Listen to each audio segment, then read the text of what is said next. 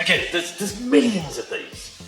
You Google Kokyu Nage and you'll see people flying around, and there's a billion versions of these. And you know, there's no right or wrong. They're a leading and they're a redirection exercise, and you're meant to be combining your breath and your body movement and your timing. It's a unification thing. It's a good exercise. I like this because you can warm a class up. If you want to do it at the beginning of class, you can get people that are less experienced to learn to roll, and it's a little bit, you know, you have to turn and face the way you're being thrown, which is great. Yeah.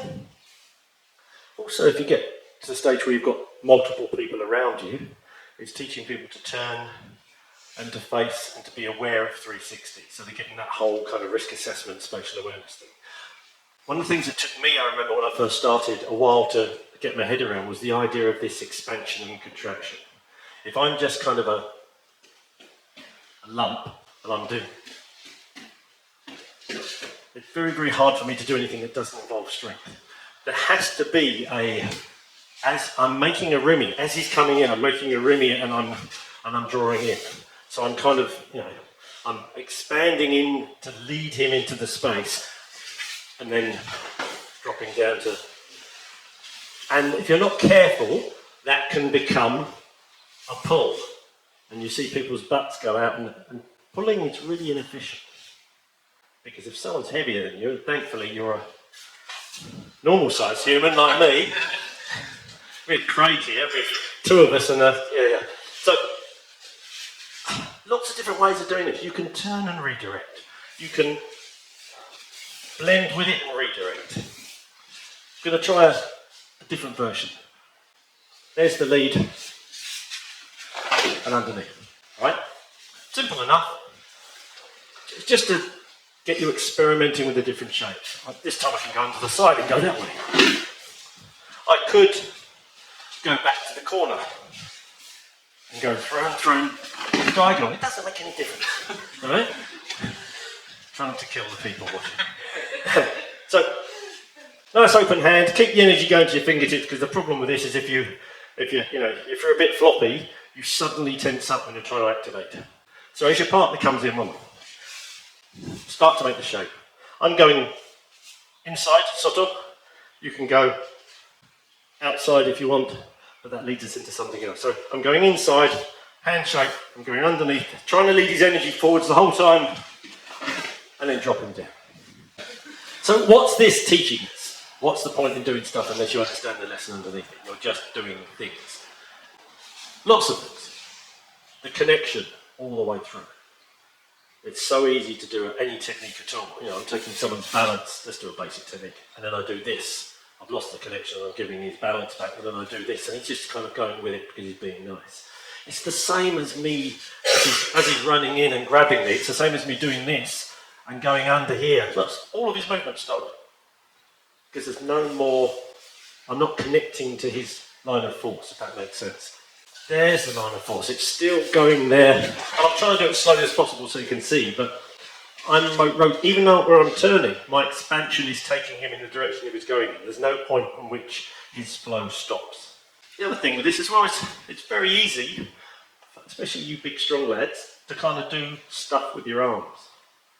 You know, arms, and I'm doing this and I'm facing over here and I'm just doing, you know, keep in front of your centre. It's exactly the same reason we do Bokkum training.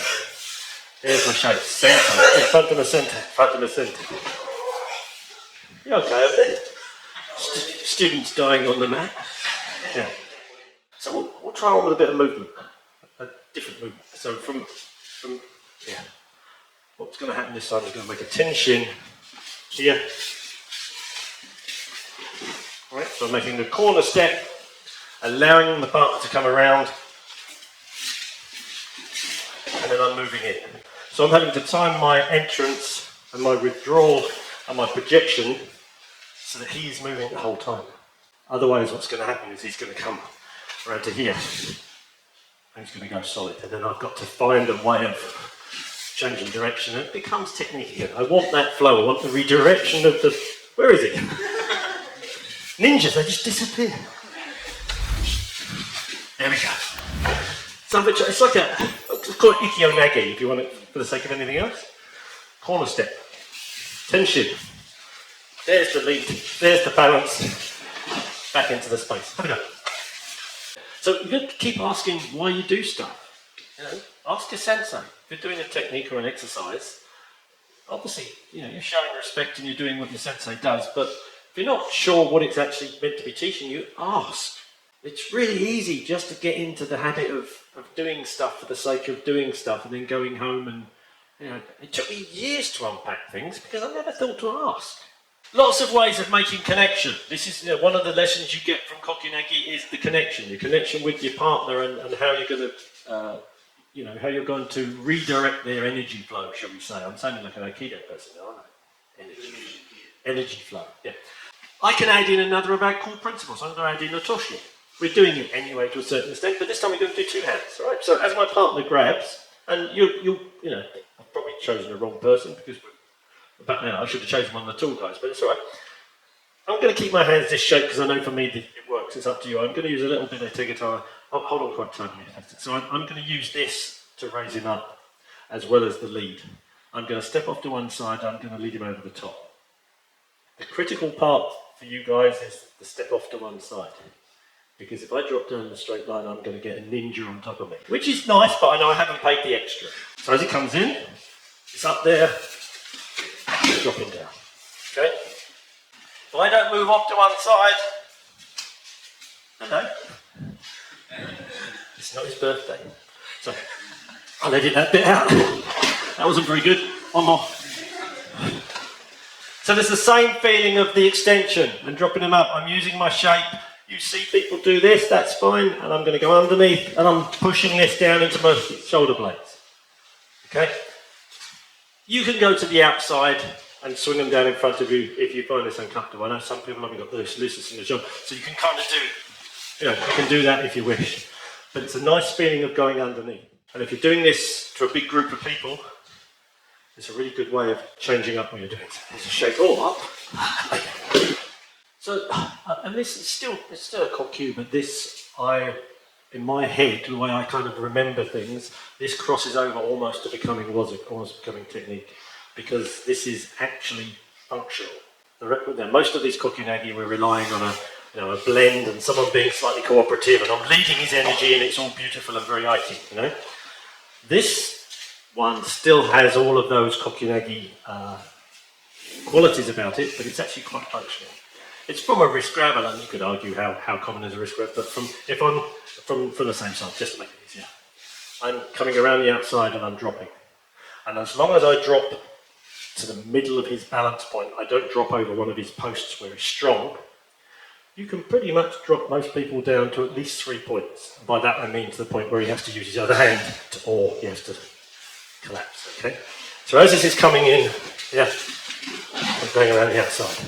We do it from this side, just so I'm coming from here. I'm not doing this with my arm.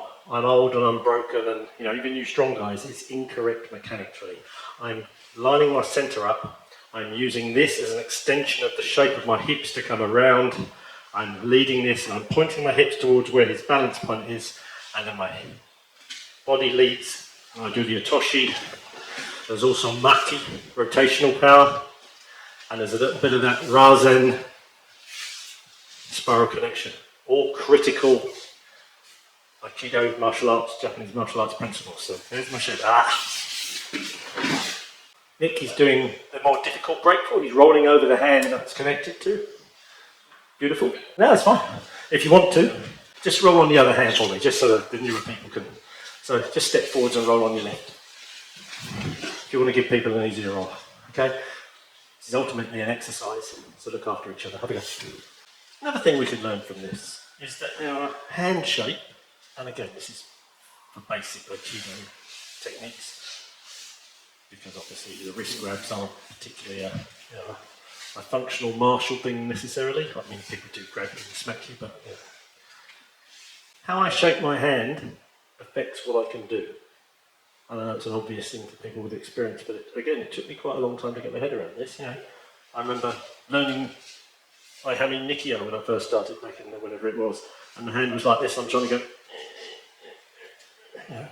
If your hand is in the correct position, the shape puts itself on. So for here, we'll try a little experiment. One hand down, one hand up. Okay. This hand is going to connect to my left hip, this hand is going to connect to my right hip. I'm going to do my corner step again. This is going to drop down into the space. There's my Otoshi, I'm turning on the spot, I'm still leading him forwards, and he lets go and rolls, okay? Nice and simple. There's a bit more connection. And there's the step back, and there's the shape. And of course, it's only a kokyu, it's only an exercise, but this can, this can develop into, there's the yonkyo. I can put technique into this. It's the shape.